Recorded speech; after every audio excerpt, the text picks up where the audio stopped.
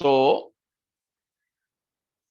जो पहली सदी की कलीसिया, विशेषकर उसमें स्मिरना की कलीसिया के बारे में हम प्रकाशित वाक्य दूसरा अध्याय 8 से 11 तक पढ़ते हैं।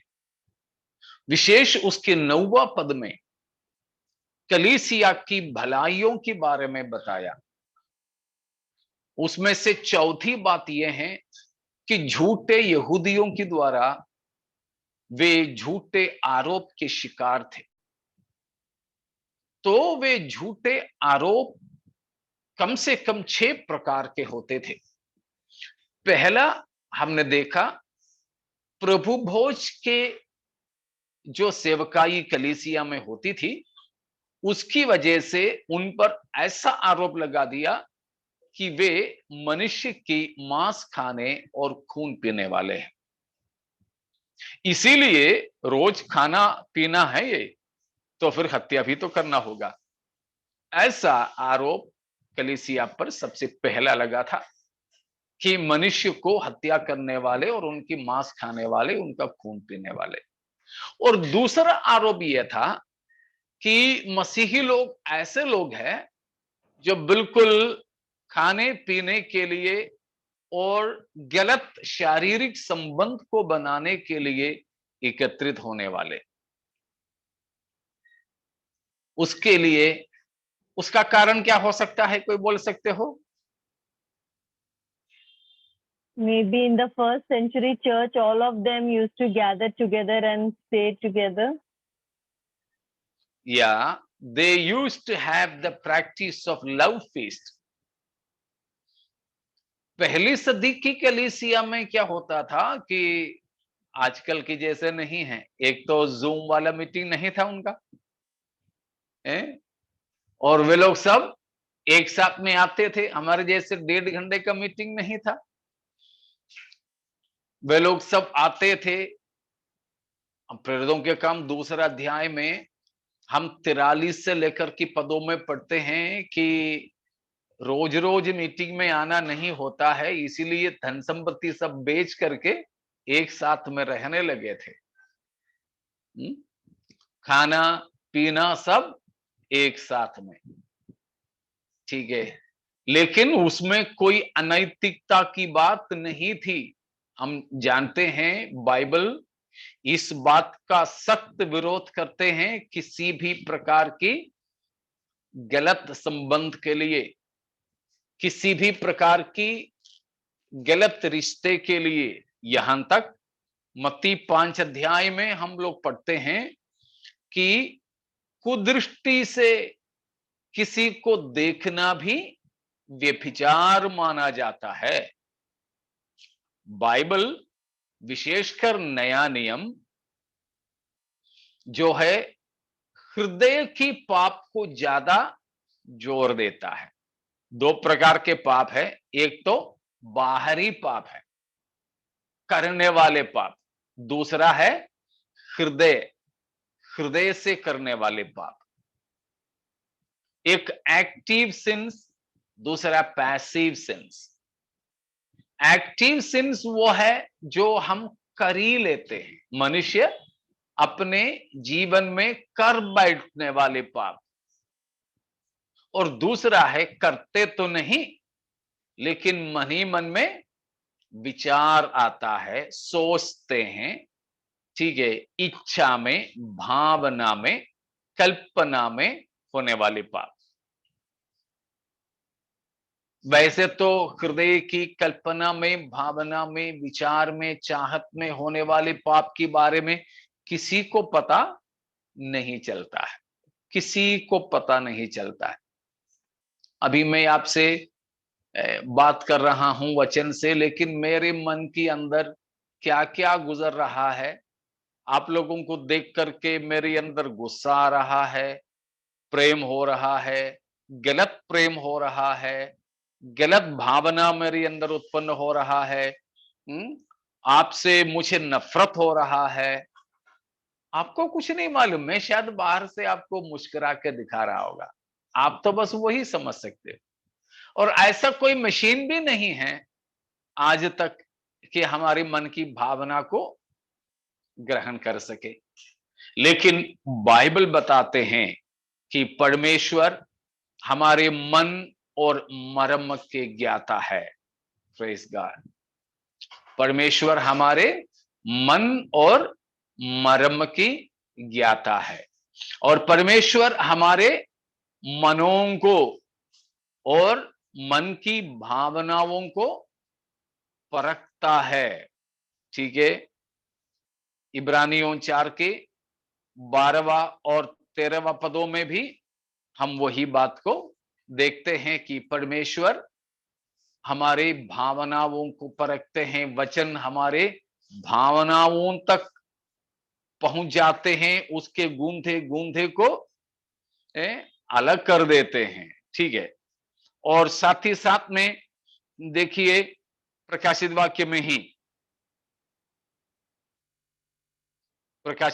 ही दूसरा ही अध्याय और उसकी 23वां वचन, 2:23, 2:23, मैं उसके बच्चों को मार डालूंगा, तब सब कलीसियाएं जान लेंगी कि हृदय और मन का परखने वाला मैं ही हूँ, और मैं यीशु मसीह तियाथैरा कलीसिया से बता रहे हैं, सब कलीसिया ये जान लेगी कि मैं कौन हूं, हृदय और हृदय की या मन को और हृदय को परखने वाला हूं। तो परमेश्वर जो बाइबल का परमेश्वर है, हमारे हृदय की भाषा को ज्यादा महत्व देता है। ठीक है, महत्व देता है। और भजन संहिता में हम लोग पढ़ते हैं कि परमेश्वर हमारे 7वां भजन संहिता उसकी 9वां पद में पढ़ते हैं, 7 का 9 भजन।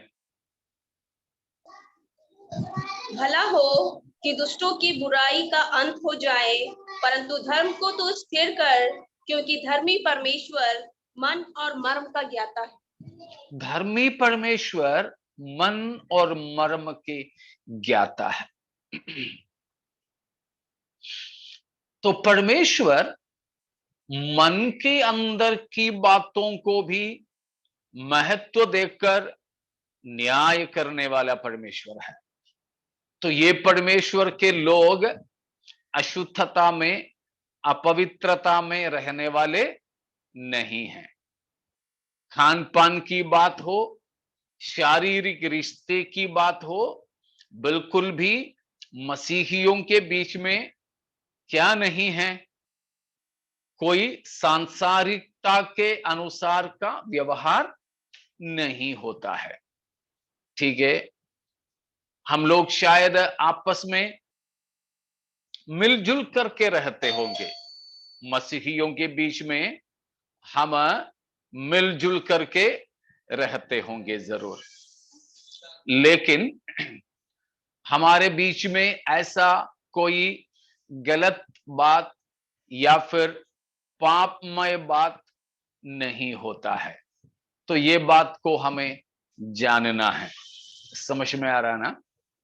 तो परमेश्वर अपने कलीसिया को बिल्कुल पवित्रताई के अनुभव में रखा है, लेकिन ये जो मसीहियों के बीच में लव फीस्ट होता था, मसीहियों के बीच में जो प्रेम भोज होती थी आपस में, और जो है प्रेम की रिश्ता बनाते थे, जो था वो बांट करके खाते पीते थे। इन सारे कारणों से हम लोग समझते हैं कि झूठे आरोप ऐसे लगाते थे कि हम या मसीही लोग पाप की जीवन बिताने वाले थे और बड़े लाविश पार्टी बनाते थे।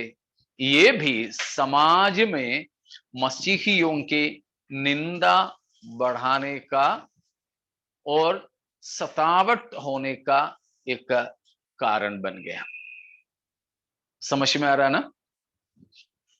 तो पहली सदी में पहली सदी में ये एक साधारण बात थी, प्रेम भोज, लव फीस्ट, प्रेम भोज। उसकी गलत व्याख्या करके इसी तरह लोग करते थे। ठीक है, तो इस प्रकार की बातें, ये था दूसरी आरोप कलीसिया पर। अभी भी कलीसिया में ये दोनों बातें होते हैं, प्रभु भोज और दूसरा प्रेम भोज। कलीसिया की शुरुआती समय में तो लगातार एक साथ में रहते थे, एक साथ में खाना बनाना, खाना, ये सब होते थे। लेकिन बाद में जब कलीसिया बढ़ने लगे तो फिर एक साथ रहना भी बंद हो गया, अपने अपने घर में रहने लग गए। लेकिन सप्ताह का पहला दिन यानी रविवार के दिन एकत्रित हो जाते थे। उस दिन प्रेम भोज होता था पहले, उसके बाद प्रभु भोज होता था। प्रेम भोज और उसके बाद प्रभु भोज। ठीक है, बाद में तो प्रेम भोज बंदी हो गया। प्रभु भोज नाम के लिए होता है। ठीक है, और उसी समय ही प्रेम भोज में भी कुछ गड़बड़ होने लगा था, जिसकी वजह से पौलुस प्रेरित ने पहला कुरिन्थियों 11वां अध्याय 17 से लेकर 22 तक की बातें बताया। लेकिन हम लोग अक्सर प्रभु भोज के समय में 23वां वचन से ही पढ़ते हैं, लेकिन उसको समझने के लिए हमें 17 से लेकर के पढ़ना होगा। उधर क्या था, पहले प्रेम भोज एक साथ रहकर खाना बनाकर बांट कर खाते थे। बाद में घर घर में रहने लगे और प्रभु भोज के लिए एकत्रित हो जाते थे। तो घर से वे खाना लाते थे, एक साथ बांट करके खाते थे। क्या है प्रेम भोज? प्रेम भोज वो है जो जिसके पास है वो लाता है, उसके साथ में बांटता है जिसके पास है ही नहीं। यह है प्रेम भोज। समझ में आ रहा है ना आप लोगों को? प्रेम भोज ये पहले तो ये था कि एक साथ में रहना, बांटकर खाना, बनाना, एक साथ में खाना, एक साथ में। पर जब कलीसिया बढ़ी और विरोध भी हुए तो कलीसिया तितर बितर हो गए, तो एक साथ में वे नहीं रह पाते थे, तो अपने अपने घर में रहने लगे। लेकिन सप्ताह में एक दिन किसी के घर में इकट्ठे हो जाते थे, सप्ताह का पहला दिन। उस दिन पहले प्रेम भोज, उसके बाद प्रभु भोज। जैसे प्रभु यीशु मसीह ने किया था, ठीक वैसे ही प्रभु यीशु मसीह ने भी तो अपने अंतिम भोज के समय में 2 भोज किए थे। ठीक है ना, 2 भोज। पहला भोज कौन सा था? प्रेम भोज, The Passover. पैसओवर। हाँ, फसह का भोज था, फसह का भोज। वो सब लोग एक दूसरे में बांट करके खाए थे। बीच में तो हमारे ये विषय आया, तो मैं आपसे पूछना चाहता हूं कि प्रभु यीशु मसीह ने तो फसह का भोज भी, उसके बाद में प्रभु भोज भी, ये दोनों भोज किए थे। तो यहूदा इस्करियोती इन दोनों में शामिल हुए?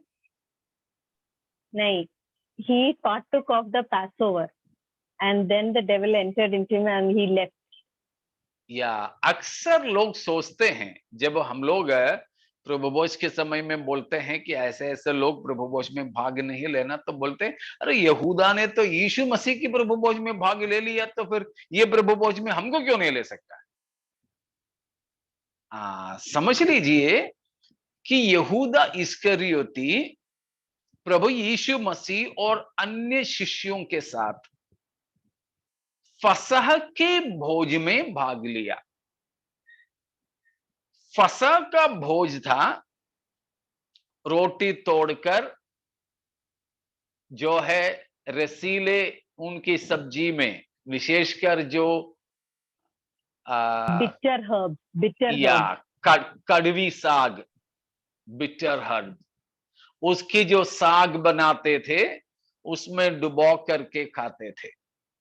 यीशु मसीह ने वो रोटी तोड़कर इस रस में डुबो करके यहूदा को दिया। यहूदा उसको लेते ही, वो शायद उसकी गला नहीं उतरा उससे पहले कि शैतान उसके अंदर घुस गया, प्रवेश कर लिया, उठ के वो चला गया। रोटी देता हुआ प्रभु यीशु मसीह ने कहा, यहूदा जो तुझे करना है जल्दी कर। बस उतने में शैतान उसके अंदर प्रवेश किया और वो वहां से उठ के चला गया। ये पहला फसह का भोज के बाद में प्रभु यीशु मसीह ने दूसरा रोटी लिया, जो उसकी शरीर का प्रतीक था, और पिता परमेश्वर को धन्यवाद दिया, तोड़ा, चेलों को दिया और कहा, यह मेरा देह है जो तुम्हारे लिए वध किया जाता है। Praise God. तो यीशु मसीह ने भी फसह का साधारण भोज के बाद ही प्रभु भोज किया। इसलिए भी कलीसिया पहली सदी में एकत्रित होते थे। पहले प्रेम भोज होता था, उसके बाद प्रभु भोज होता था। लेकिन धीरे धीरे यह रवैया बदलने लगे। देखिए प्रेरितों के पहला कुरिन्थियों 11 का 17 से लेकर पढ़िएगा। परंतु यह आज्ञा देते हुए मैं तुम्हें नहीं सराहता, इसलिए कि तुम्हारे इकट्ठे होने से भलाई नहीं परंतु हानि होती है। तुम्हारे इकट्ठा होने से भलाई के बदले में हानि होती है। क्या है हानि? आगे पढ़ें। क्योंकि पहले तो मैं यह सुनता था कि जब तुम कलीसिया में इकट्ठे होते हो तो तुम में फूट होती है, और मैं इस पर कुछ विश्वास भी करता हूँ। प्रभु भोज के लिए या प्रेम भोज के लिए होते हो, होना तो चाहिए एकता और प्रेम, लेकिन तुम्हारे बीच में फूट है, सुनता हूं, ये तो अच्छी बात नहीं है। और आगे कुछ दलबंदी भी तुम में अवश्य होगी, इसलिए कि जो लोग तुम में खरे हैं वे प्रकट हो जाएंगे। आगे। अतः तुम जो एक जगह में इकट्ठे होते हो तो यह प्रभु भोज खाने के लिए नहीं, क्योंकि खाने के समय एक दूसरे से पहले अपना भोज खा लेता है। तुम लोग, हाँ, जिस प्रकार, पढ़ो आगे। इस प्रकार कोई तो भूखा रहता है और कोई मतवाला हो जाता है। पहले प्रेम भोज में एक दूसरे का इंतजार करता था, लेकिन अभी क्या है? दूसरा किसी को मिले या ना मिले, हमारे सामने जो रखा है हम तो छुट्टी कर लेंगे भाई। इसीलिए क्या होता है, पहले पहले जो आता है, मिलता है, खाता है, वो तो पेट इतना भर जाता है कि सांस छोड़ने के लिए दिक्कत हो जाती है उसको। मैंने कुछ दिन पहले एक छोटा लड़का है, उसको देखा, हम लोग उधर बैठे थे एक जगह पे, खाना खा के हम लोग बैठे थे, मैं कहीं मेहमान था, तो उस घर का एक लड़का है,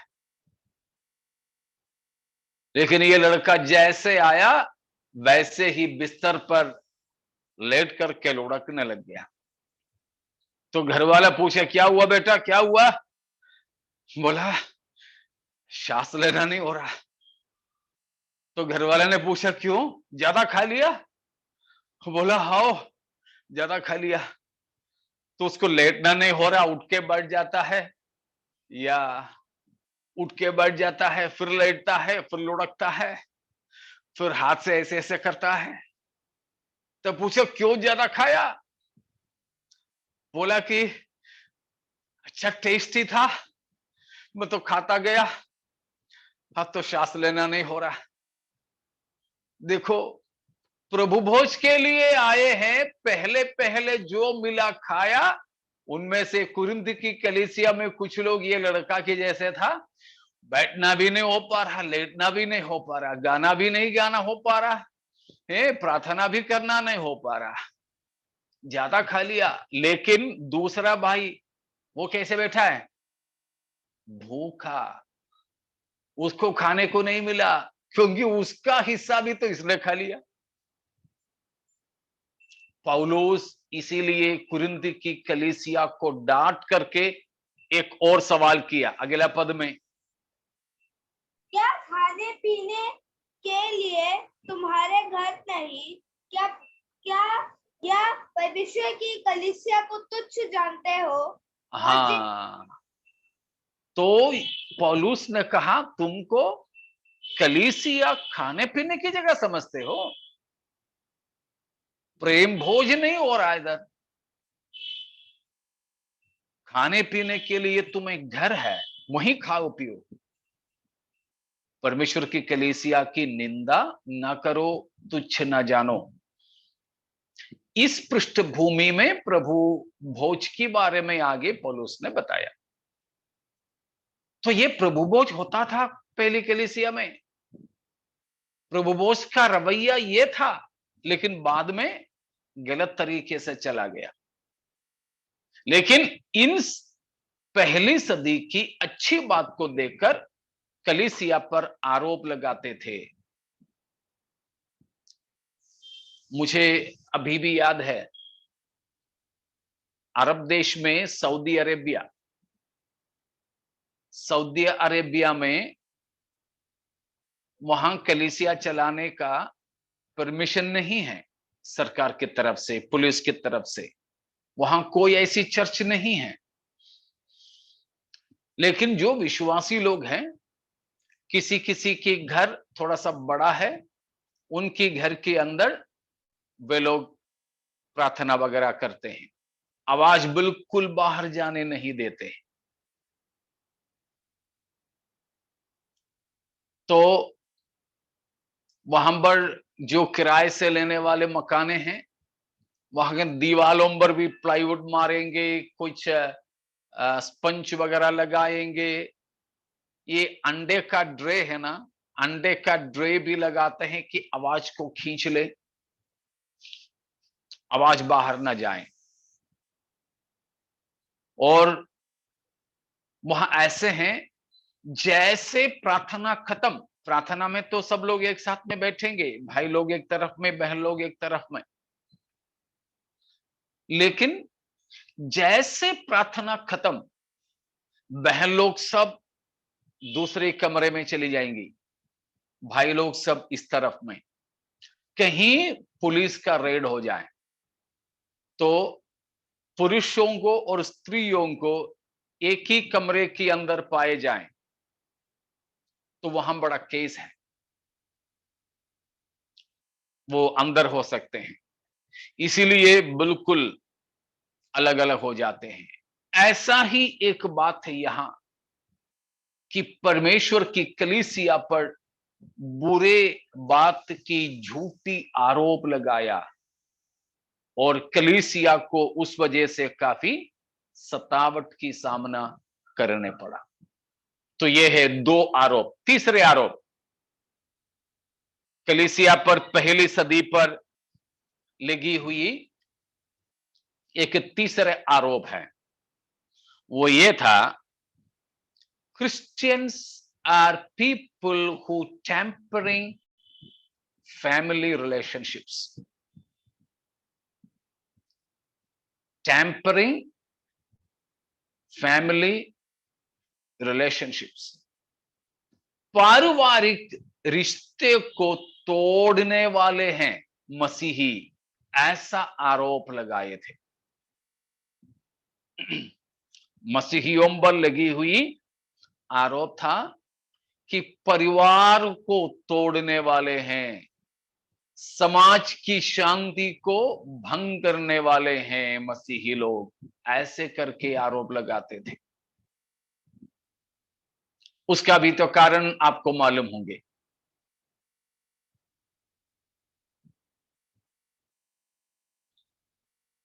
उसका कारण यीशु मसीह ने कहा मैं मेल मिलाप करने नहीं आया, और ऐसा बाप को बेटे से ऐसा अलग करने। हाँ बिल्कुल, मतलब एक परिवार में मानो पति ने यीशु मसीह पर विश्वास किया लेकिन पत्नी ने नहीं किया, तो उस परिवार में क्या हो सकता है?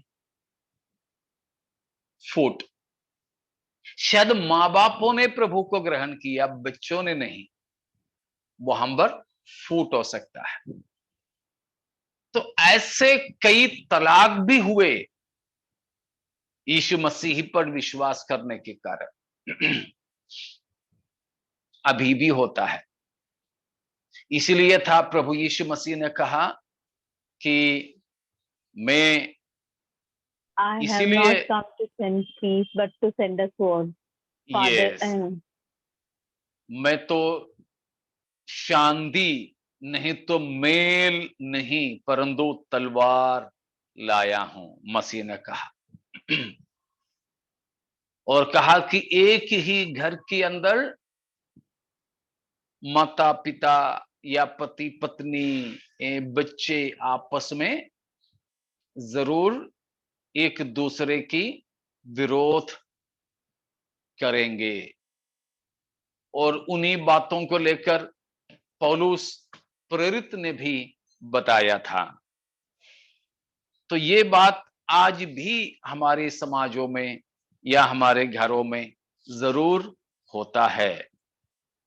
तो इन बातों को लेकर आज भी कलीसिया बुरे नहीं तो झूठी आरोप की सामना कर रही हैं। पहला कुरिन्थियों 7 अध्याय उसकी 12, 13 और 14। दूसरों से प्रभु नहीं, परंतु मैं ही कहता हूँ, यदि किसी भाई की पत्नी विश्वास ना रखती हो और उसके साथ रहने से प्रसन्न हो, तो वह उसे न छोड़े। जिस स्त्री का पति विश्वास न रखता हो और उसके साथ रहने से प्रसन्न हो, वह पति को ना छोड़े।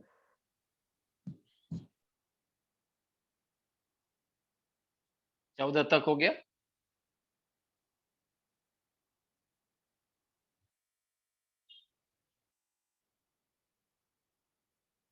चौदह तक पढ़ा? नहीं नहीं, ये मेरा। क्यों थक गई फिर?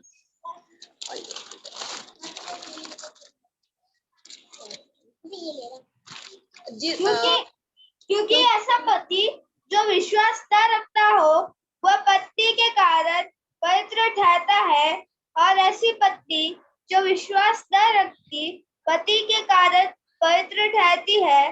नहीं तो तुम्हारे बाल बच्चे अशुद्ध होते, परंतु अब तो पवित्र है। हाँ, तो पौलुस इस बात को उठा करके कहा, उस समय में ऐसी समस्या होती थी, पति पत्नियों में से कोई एक विश्वास में आता, नहीं तो आती, तो दूसरा नहीं आते, तो कुछ लोग छोड़ ही देते थे। शायद बताए जा रहे हैं कि पौलुस की पत्नी का भी ऐसे हो गया। पौलुस भी शादीशुदा था प्रभु में आने से पहले, लेकिन बाद में हम पौलुस की पत्नी को नहीं देखते हैं। पौलुस अकेला अकेला है। तो माना जाता है शायद पौलुस यीशु मसीह को ग्रहण करने की वजह से पत्नी ने या पत्नी से वो अलग हो गया। हो सकता है, उसके लिए बाइबल में कोई ऐसे वचन तो नहीं है, माना जा रहा है। पौलुस कहा है कि अविश्वासी अगर अलग होता है तो ठीक है। इसी बात को प्रभु यीशु मसीह ने भी कहा, मत्ती के सुसमाचार 10 अध्याय की 34वां पद, मत्ती 10 का 34। Think not that I am come to send peace on earth. I came not to send peace, but a sword. For I am come to set a man at variance against his father, and the daughter against her mother, and the daughter-in-law against her mother-in-law. And a man's foes shall they be of his own household. हाँ, यीशु मसीह ने यह बात कहा। मतलब यीशु मसीह की वजह से परिवार की शांति, एकता हो सकता है भंग हो, अगर इस परिवार में दो विश्वास की बात आते हैं तो। ये बात का गलत फायदा उठाते हुए पहली सदी की कलीसिया में ये आरोप, कलीसिया के बारे में ये आरोप लगाए थे कि जो मसीही लोग हैं परिवार को तोड़ने वाले हैं। आज भी किसी किसी समाजों में ये आरोप लगाते हैं, लेकिन इस आरोप, उसका सही मायना क्या है हमें समझना है। जैसे प्रभु यीशु मसीह ने कहा, हमें प्रभु के साथ में रिश्ता बनाने के लिए हो सकता है मानवीय रिश्तों को कभी तोड़ना पड़े। हमारे बीच में भी ऐसे लोग हैं जो प्रभु को ग्रहण करने की वजह से परिवार के लोगों के साथ की रिश्ता टूट गया है। कुछ लोगों के लिए बोला है कि जब तक तू यीशु को ना छोड़े तब तक हमारे घर पे नहीं आना। लेकिन वे प्रभु के संत जन होते हैं, बोले कि घर कोई मेरे साथ ना आवे ना लौटूंगा, ना लौटूंगा। Praise the Lord. अगर मेरी पत्नी साथ ना आए, मेरी पति साथ ना आए, मेरे बच्चे साथ ना आवे, लेकिन यीशु के पीछे चलने से मैं लौटूंगा नहीं, लौटूंगी नहीं। ऐसा संकल्प में, दृढ़ संकल्प लेकर हमें अपने जीवन को आगे बिताना है। मैं तो पैदाइश की एक मसीही हूं, लेकिन व्यक्तिगत तौर पर हम लोगों ने यीशु मसीह को ग्रहण किया तो हमारे खुद के मसीही परिवार के लोगों ने हमको त्याग दिए। मेरे पिताजी का लाश रखा हुआ है, मेरे पिताजी का लाश। मैं भी मुंबई से पहुंचा, अभी अंतिम संस्कार की बात है, लाश रखा। केरल में ऐसे एक प्रथा है, विशेषकर मसीहियों के बीच में, कि लाश को जब लिटाए तो सिर पश्चिम की तरफ होना चाहिए, सिर पश्चिम की तरफ, ताकि उनका विश्वास ये है कि वो अंतिम समय में जिंदा हो तो सीधे पूर्व की ओर देख करके उठे। ये विश्वास है। लेकिन हमारे घर में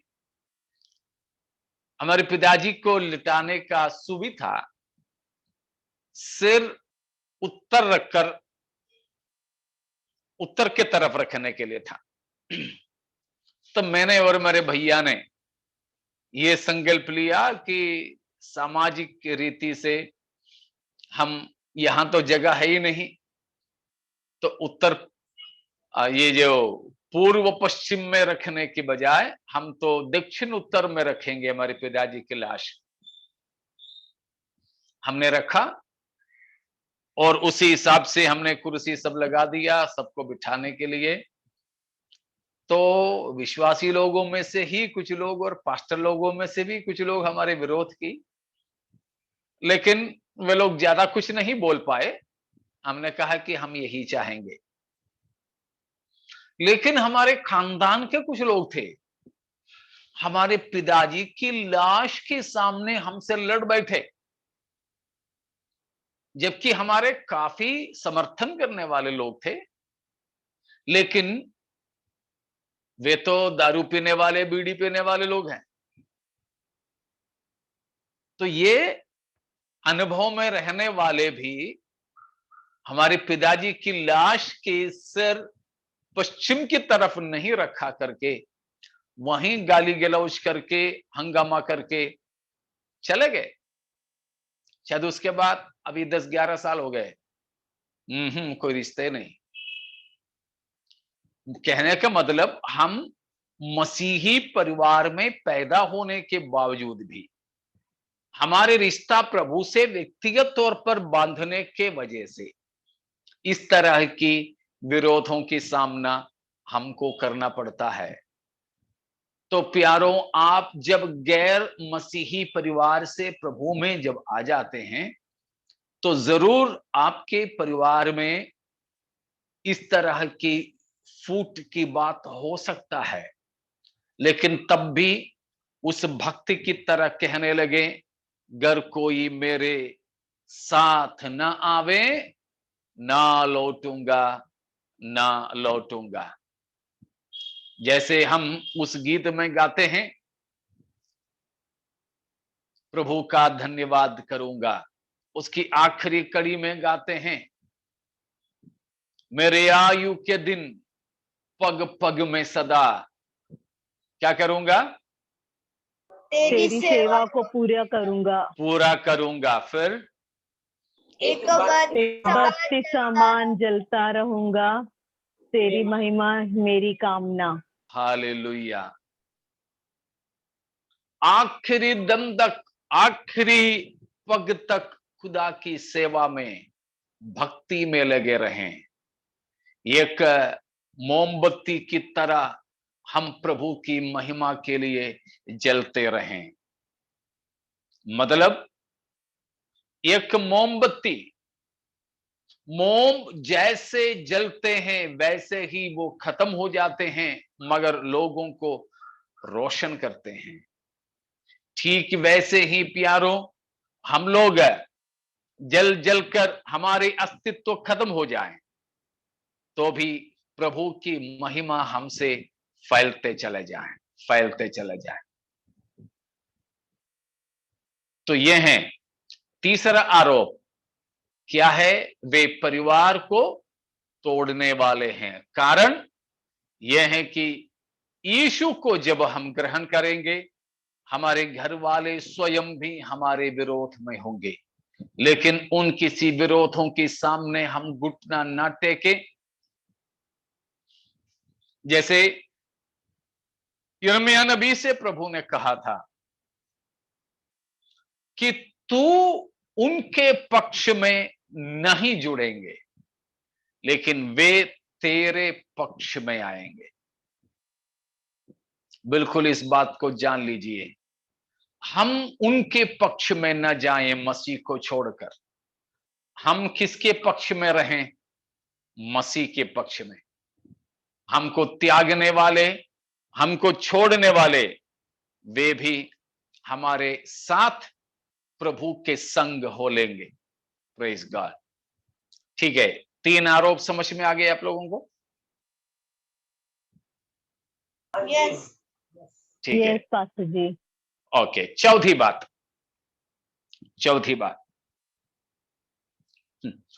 ये जो है, अभी तक की बातें तो यहूदी भी गैर यहूदी भी बोलते थे। अभी चौथी बात गैर यहूदियों का आरोप है। ये चौथी बात जो है गैर यहूदियों की, अन्य जाति के लोगों की आरोप है। वे अन्य जाति के लोग या रोमी लोग मसीहियों पर लगाया आरोप था कि वे नास्तिक लोग हैं। मसीहियों को वे क्या बुलाते थे, क्या मानते थे? नास्तिक लोग। नास्तिक का मतलब आपको मालूम है ना? जी, जो परमेश्वर या किसी को नहीं मानते। हाँ, कोई जी, एथीस्ट लोग, कोई ईश्वर पर विश्वास नहीं करने वाले। ऐसे क्यों? कारण क्या है? बिकॉज मूर्ति पूजा वगैरह, मूर्तियों को नहीं बनाते थे, एक फॉर्म नहीं देते थे। हाँ, इसीलिए कि अन्य जाति के लोग देखते थे कोई तो ईश्वर ही नहीं दिख रहे। मुझे याद आता है ये अपने चर्च की अन्नो, ये जो राथा, इन सब की जो कलीसिया में सारणी में जब हम लोग उस कलीसिया में रहकर सेवा करते थे, तो हमारे चर्च के बगल में एक प्राइवेट कॉलेज था। तो कॉलेज की परीक्षा के समय में परीक्षा के लिए जाने वाले लड़के लड़कियां हमारे चर्च में आते थे। सबसे पहले बार ऐसे कुछ लड़के लड़कियों के झुंड आए। ये लोग दरवाजा खोलकर आए, उधर पूरा ढूंढ रहे थे। तो मैं बाहर गया, पूछा क्या है? बोला कि फादर चर्च खोल के दे दोगे, हम लोगों की परीक्षा है, हम लोग परीक्षा से पहले प्रार्थना करना चाहते हैं। मैंने बिल्कुल खोल के दे देंगे। मैंने चर्च खोल के दे दिया और मैं फिर अपने कमरे में चला गया।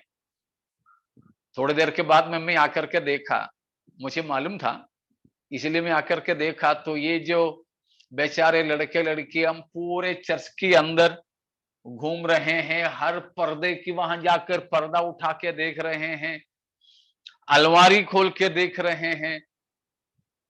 ये जो पोडियम प्रचार करने के लिए जो खड़ा रखता है ना, वो उसके अंदर भी सब खोल खाल करके देख रहे हैं।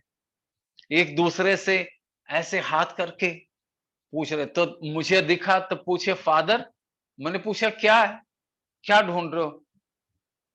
तो यीशु मसीह कहाँ है? ईश्वर को ढूंढ रहे थे वे। कोई फोटो नहीं, कोई मूर्त नहीं, कोई तस्वीर नहीं, कोई क्रूस नहीं। तो चर्च के हॉल के अंदर आकर के वे ईश्वर को खोज रहे हैं, नहीं मिल रहा। यही बात हुआ था सारे गैर यहूदियों को, अन्य जाति के लोगों को। वे बोलते थे ये जो मसीही लोग हैं ना, वे तो बिल्कुल नास्तिक लोग हैं, वे कोई ईश्वर को नहीं मानते हैं, उनके पास कोई ईश्वर नहीं है। यहूदियों से भी तो लोग यही पूछते थे, जैसे 115वां भजन संहिता का दूसरा पद में हम लोग पढ़ते हैं। भजन 115 का 2।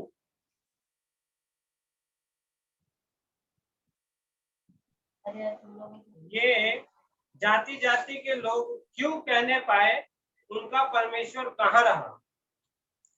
जाति जाति के लोग ऐसे कहते थे तुम्हारा परमेश्वर कहाँ है? तो दिखने के लिए कोई ईश्वर नहीं था मसीहियों के पास। इसलिए भी हम लोग बोलते हैं कि पहली सदी की कलीसिया यीशु मसीह का कोई तस्वीर नहीं रखते थे। यीशु मसीह का तस्वीर भी जो बनाने लगे करीब 300 साल के बाद है। इसीलिए हम लोग बोलते हैं ना मसीहियों के पास में कोई तस्वीर हो, ना कोई क्रूस हो, कुछ ना हो।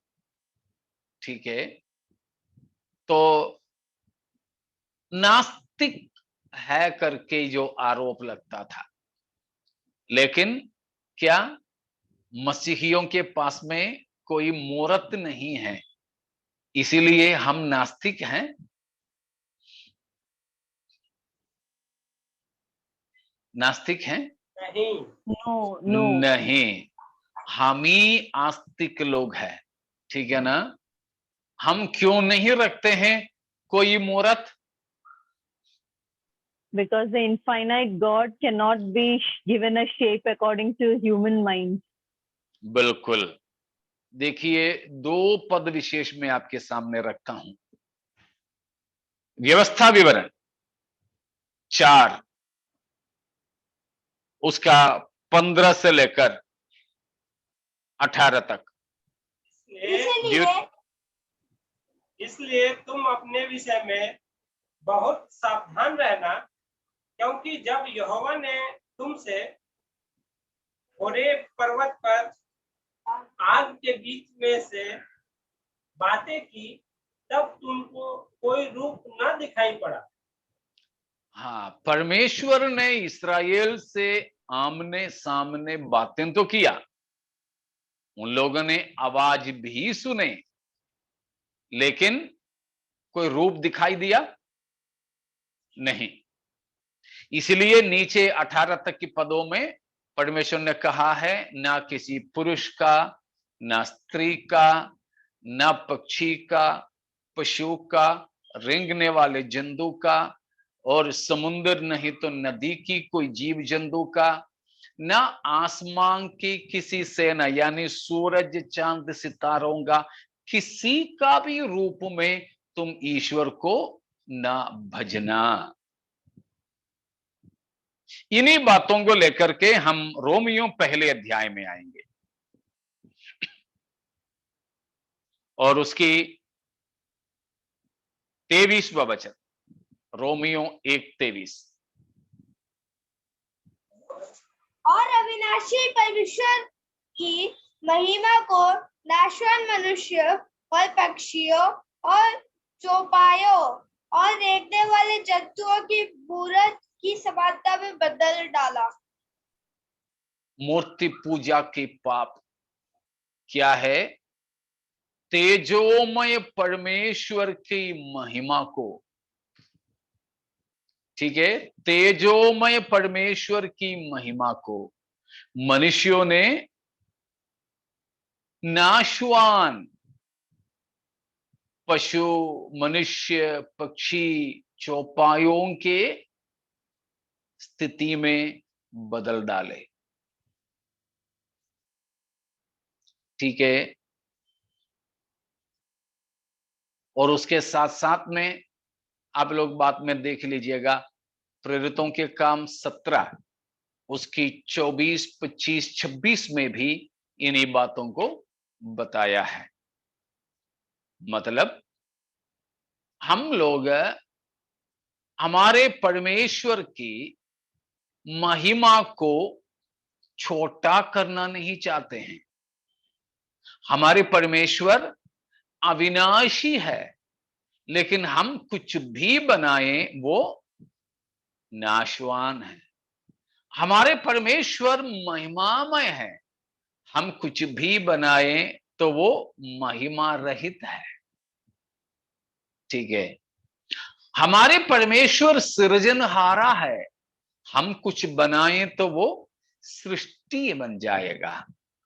तो सृजनहारे को सृष्टि के रूप में बदल डालना बड़ा पाप है। इसीलिए हम कोई मूरत, हम कोई रूप, तस्वीर कुछ नहीं रखते हैं। ठीक है, साथ में है? थके तो नहीं? नहीं। ठीक है, ठीक है, ठीक है।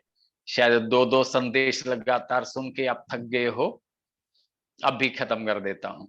ठीक है, और अब पांचवी आरोप,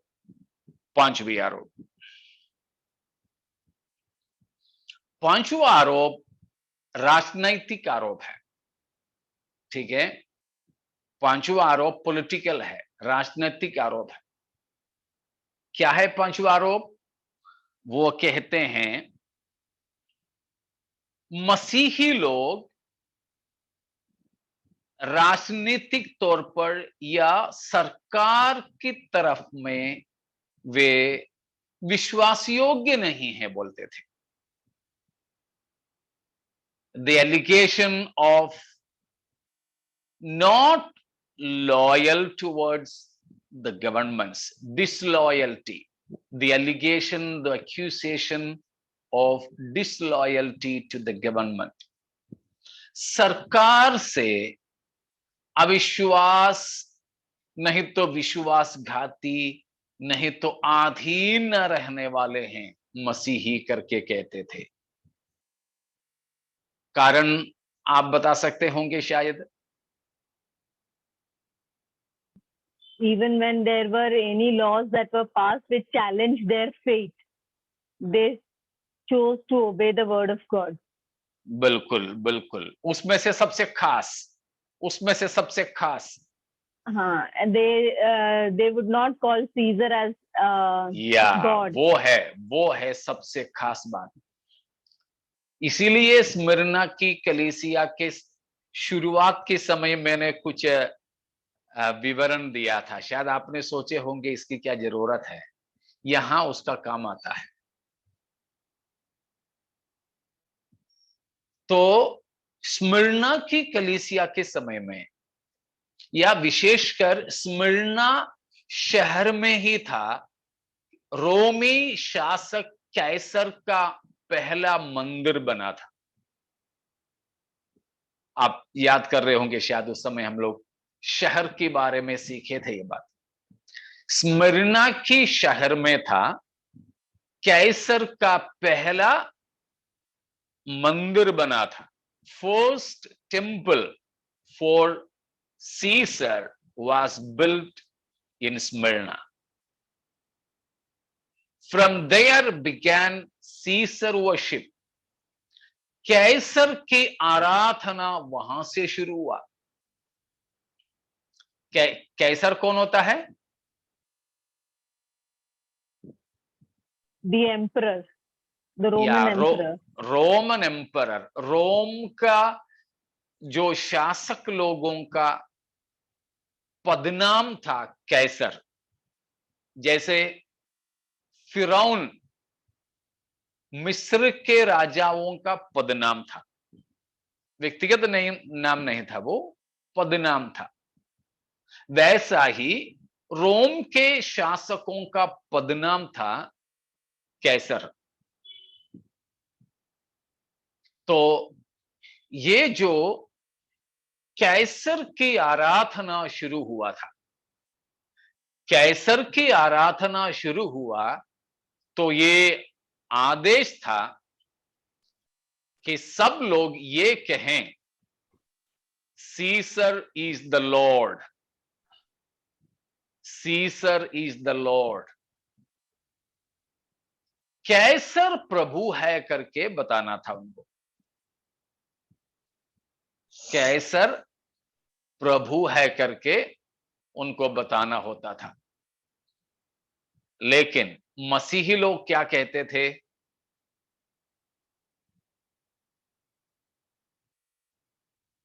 Jesus our Lord. हालेलुया, या यीशु प्रभु है करके बताते थे। Praise God. इस पृष्ठभूमि में हमको समझना है रोमियो 10 अध्याय का 9वां पद। रोमियो 10 का 9 कि यदि तू अपने मुंह से यीशु को प्रभु जानकर अंगीकार करे और अपने मन से विश्वास करे कि परमेश्वर ने उसे मरे हुए में से जिलाया, तो तू निश्चय उद्धार पाएगा। Praise the Lord. यीशु को प्रभु जान करके अंगीकार करें, जबकि सरकार कहते थे सब लोग कहें कैसर प्रभु है, लेकिन मसीही लोग चिल्ला करके कहते थे यीशु ही प्रभु है। Praise the Lord, hallelujah. जब सबसे आखिरी में मसीहियों को पकड़कर बंदी गृह में डालने, नहीं तो सिंह शेर जैसे जानवरों के सामने फेंकने या आग में डालने के लिए सब लाते थे, तब अंतिम तौर पर बताते थे अभी भी तुमको बचाएंगे, छुड़ाएंगे, अभी भी बोलो कैसर प्रभु है। लेकिन आग में जलते जलते भी मसीही लोग चिल्ला करके कहते थे यीशु ही प्रभु है। हालेलुया। हमें भी यही बात करनी है, हमें भी यही बात मानना है। केवल एक ही प्रभु है, वो कौन है? यीशु। Jesus alone. हालेलुया, यीशु मसीह ही प्रभु है, यीशु मसीह ही प्रभु है। Praise God. पहला कुरिन्थियों 8 का 6वां पद भी, पहला कुरिन्थियों 8 उसका 6। तो भी हमारे लिए तो एक ही परमेश्वर है, अर्थात पिता, जिसकी ओर से सब वस्तुएं हैं और हम उसी के लिए हैं, और एक ही प्रभु है, अर्थात यीशु मसीह, जिसके द्वारा सब वस्तुएं हुई और हम भी उसी के द्वारा हैं। हालेलुया। पौलुस इधर भी वही बात कहता है, हमारे एक ही परमेश्वर है, हमारे पिता, और कहा है हमें एक ही प्रभु है, वो यीशु मसीह है। Praise the Lord. तो एक ही पिता, एक ही प्रभु, एक ही परमेश्वर। जबकि मसीही लोग ये मानते थे, तो सरकार के लोग और रोमी लोग बोलते थे कि मसीही लोग जो है बिल्कुल हमारे सरकार के खिलाफ है। लेकिन हम सरकार के खिलाफ नहीं हैं, अभी भी हम सरकार के खिलाफ नहीं हैं। चाहे सरकार किसी के भी हो, चाहे पंजा आ जाए या कमल आ जाए, हाथी आ जाए या साइकिल आ जाए, ठीक है ना, समझ रहे हो ना, झाड़ू आ जाए या और कुछ आ जाए, हमें कोई फर्क नहीं। चाहे कोई भी सत्ते पर हो, लेकिन हमको मालूम है हमारे परमेश्वर की सत्ता सबसे ऊपर है। प्रभु केवल यीशु ही है, ठीक है। तो मसीहियों पर की 5वां आरोप था कि वे सरकार से क्या था, विश्वासघाती थे, डिसलॉयल है करके। उसका कारण हमने देखा। आखिरी में एक चीज और बोल करके मैं समाप्त करूं। बाइबल मलयालम बाइबल स्टडी के लोग भी आ गए, मैं जल्दी समाप्त कर देता हूं। 6वीं आरोप, 6th allegation against Christians in the early church. It was about the allegation about incendiary. Incendiary का मतलब यह है कि पिछले हफ्ता शायद मैंने बताया था, नीरो चक्रवर्ती के समय में वो आधा सा पागल था। वो भी एक कैसर था, नीरो कैसर, वो पागल था। उसने क्या किया, रोम शहर के बाहर की झुग्गी झोपड़ियों में आग लगवा दिया। वो उधर सब जब आग जलते हुए जब देखा तो ये यहां बीना बजा करके नाच गाने लगा। जब ये आरोप लगा तो उसने ये आरोप सीधे मसीहियों पर लगा दिया। कहा कि ये इस मसीही लोग हैं, कलीसिया के लोग हैं, यहां पर शहर में आग लगवा दिया। उसके लिए उन लोगों ने आरोप भी ये लगाया कि मसीही कलीसिया इस प्रकार रोमी शहर को आग लगाया। कारण ये है कि मसीही लोग कहते हैं ये संसार समाप्त होने वाला है, ये संसार का अंत होगा, संसार का अंत होगा उनका विश्वास को साबित करने के लिए, और ये जगत आग से शुद्ध होगा करके ये लोग विश्वास करते हैं। उसको साबित करने के लिए उन लोगों ने आग लगा दी। मतलब मसीहियों के आशा का गलत व्याख्या करके सरकार की तरफ से आग लगा दिया, लेकिन आरोप किस पर लग गया? मसीही कलीसिया पर लग गए। इस प्रकार का एक विरोध, इस प्रकार का एक झूठी आरोप कलीसिया पर लगी थी। तो ये 6 प्रकार की आरोप कलीसिया पर लगा, जिसके बारे में प्रभु यीशु मसीह स्मरणा की कलीसिया से कहा, प्रकाशित वाक्य 2 अध्याय की 9वां पद में। समझ में आ गया आप लोगों को सबको? Yes, Pastor जी. Yes, Pastor. ठीक है। और अगर शक कुछ है तो पूछ सकते हैं, लेकिन फिलहाल हम लोग यहां समाप्त करेंगे।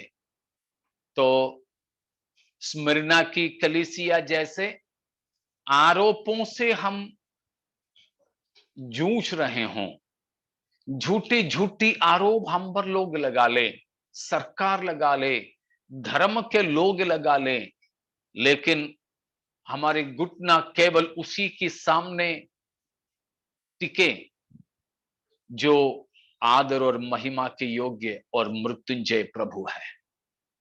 गला कोई काटे परवाह नहीं, मगर ये झुकना है केवल क्रूस के सामने और कहीं नहीं। तो आइए उसके लिए अपने जीवनों को समर्पित करेंगे, हम अपने प्रभु से प्रार्थना करेंगे।